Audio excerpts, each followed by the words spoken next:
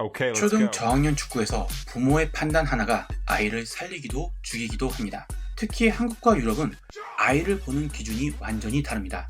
초등 2학년인데 패스를 잘 못한다고요? 그래서 재능이 없다고 생각하시나요?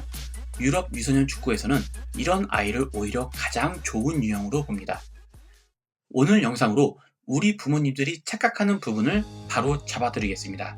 너무 많아서 시리즈로 나갑니다. 첫 번째 착각, 잘하는 아이는 기본기가 좋은 아이라는 착각입니다. 한국에서는 보통 이렇게 생각합니다.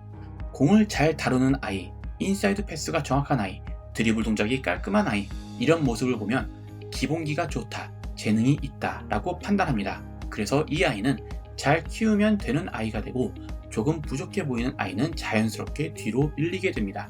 하지만 유럽 유소년 축구에서는 아이를 전혀 다른 기준으로 봅니다. 그럼 무엇을 볼까요? 공을 잡기 전에 이미 이길 준비가 되어 있는가? 공이 보이면 망설이지 않고 달려드는가? 몸이 부딪히는 상황을 피하지는 않는가? 한번 실패했을 때 그대로 멈추지 않고 다시 들어오는가? 유럽에서는 이 네 가지를 먼저 봅니다. 왜냐하면 유럽에서는 이렇게 생각하기 때문입니다. 기본기는 나중에 가르칠 수 있지만 공을 향해 들어가는 성향은 나중에 절대 만들 수 없다. 그리고 이런 성향의 아이들은 배움의 속도가 남다르다. 그래서 지금은 조금 투박해 보이고 기술이 부족해 보여도 공을 향해 먼저 들어가는 아이를 오히려 가장 좋은 유형으로 봅니다. 그래서 기본기, 개인기가 좋은데 유명 클럽, 아스날, 맨시티, 토트넘, 뮌헨 같은 클럽 아카데미에 못 들어가는 아이들이 의외로 많습니다. 반면 이 성향 하나만을 가지고 기본기, 개인기가 부족한데도 유명 클럽에 들어가는 아이들이 많습니다. 그런데 우리나라는 어떨까요? 볼터치는 반드시 어릴 때 해놔야 한다. 어릴 때 볼터치 기본기를 익힌 선수들은 볼터치의 급이 다르다. 자주 들어보셨죠? 그런데 이 말을 자세히 들여다보면 대부분 초등학교 5, 6학년 때 혹은 중학교 때 축구를 시작했던 우리나라 레전드 선수들 혹은 은퇴한 프로 선수들의 경험에서 나온 말입니다. 그 당시에는 초등학교 3학년만 돼도 축구를 일찍 시작한 편이었습니다. 하지만 지금은 다릅니다. 우리는 지금 초등학교 1학년, 2학년, 3학년 이야기를 하고 있습니다. 이 아이들은 그 선수들보다 훨씬 더 빠르게 축구를 시작하고 있습니다. 그리고 더 중요한 질문이 하나 있습니다. 기본기를 콘 드리블로 배운 선수와 살아 움직이고 반응하는 수비수를 상대로 드리블을 배운 선수, 저의 구독자들은 이제 귀가 따갑도록 들으셨죠? 처음 오신 분들을 위해 다시 한번 짧게 말씀드립니다. 기본기, 그거 아니에요. 저의 다른 영상들을 확인해주세요. 너무 자주 언급하고 너무 많은 내용이 있어 아무 영상이나 봐도 한 번쯤은 언급이 되는 내용이고 대부분의 영상들이 다루는 내용입니다. 자, 그럼 콘 드리블로 드리블 배운 선수와 살아있는 수비수로 드리블을 배운 선수, 이 두 선수의 훈련의 질이 정말 같을까요? 유럽의 생각은 아주 단순합니다. 살아 움직이고 반응하는 수비수를 상대로도 드리블을 할 수 있고 볼을 지킬 수 있고 볼을 터치할 수 있는데 왜 콘만 두고 기본기를 연습해야 해? 동작이 깔끔하지 않고 발의 잘못된 부위로 드리블하는 거? 그런 건 쉽게 잡아줄 수 있어. 하지만 저 볼 감각 그 자체, 부정확한 동작이라도 볼을 드리블하고 지키는 저 감각, 그 감각이 내가 원하는 감각이야. 제발, 저 아이는 훈련이 필요 없어. 게임만 잡아주면 혼자서 1시간 내내 드리블을 하고 있어. 저 아이를 내가 데려가겠어. 내가 키워줄게. 두 번째 착각, 패스를 하면 축구를 아는 것이라는 착각입니다. 한국에서는 이런 말을 정말 많이 듣습니다. 패스 많이 하면 축구를 안다. 드리블은 이기적인 플레이다. 패스가 첫 번째 옵션이 되어야 한다. 팀 플레이가 제일 중요하다. 심플하게 축구하는 게 축구 잘하는 거다. 패스를 해야 고개를 든다.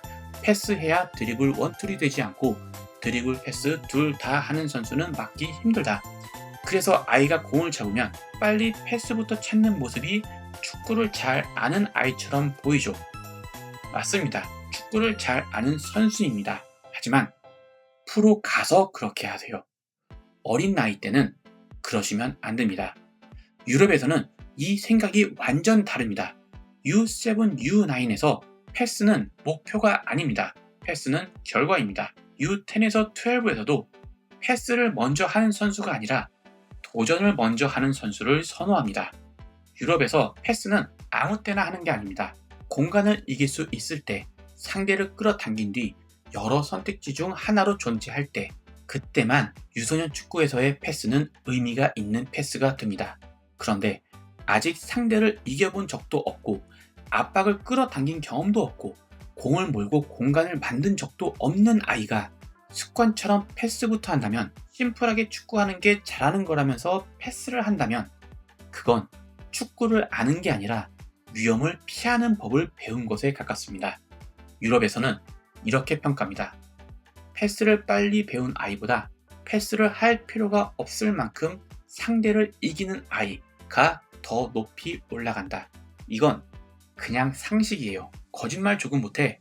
우리 아들 훈련장에 주인 따라 자주 오는 아기 허스키가 있는데 1살도 안 된 이 허스키도 말을 못해서 그렇지 알고 있습니다. 둘이 딱 세워놓고 야 축구 잘하는 애 찾아, 그러면 드리블 하는 애한테 갑니다. 그런데 한국에서는 대체 어떻게 부모들의 귀와 눈을 막고 가스라이팅을 해서 쇠뇌를 시켜놨길래 패스 잘하는 아이가 축구 잘하는 아이가 됐을까요? 여기서는 패스 잘하는 아이는 패스 잘하는 아이도 아니고 그냥 패스하는 아이입니다. 왜냐하면 이기는 경험이 있어야 패스가 선택이 된다는 걸 몸으로 느끼고 봐서 알고 있기 때문입니다. 아이에게 초등학교 때 필요한 건 패스 길을 알려주고 정답을 빨리 찾는 법이 아니라 상대를 직접 마주하고 이겨보는 경험입니다. 패스는 그 답이 와도 전혀 늦지 않습니다. 첫 번째 포인트에서 이렇게 말씀드렸습니다.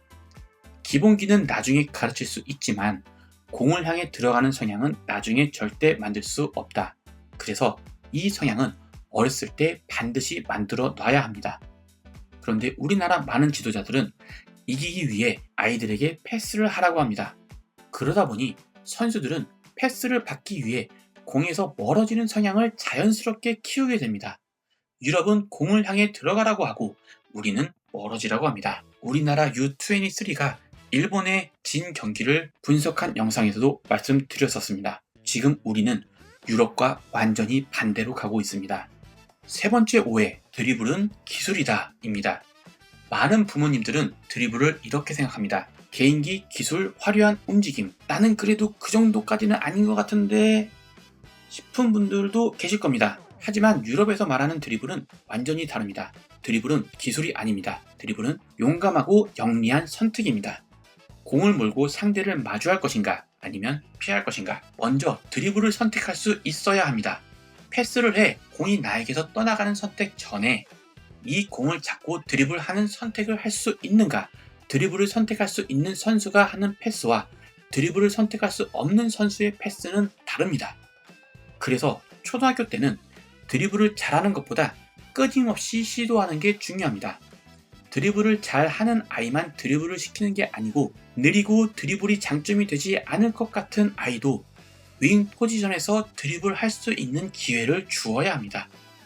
이강인 선수는 느리지만 드리블을 선택할 줄 아는 대표적인 선수입니다. 그래서 이강인 선수의 패스는 다른 선수들의 패스와 구분됩니다. 재미있는 스탯을 하나 보여드리겠습니다.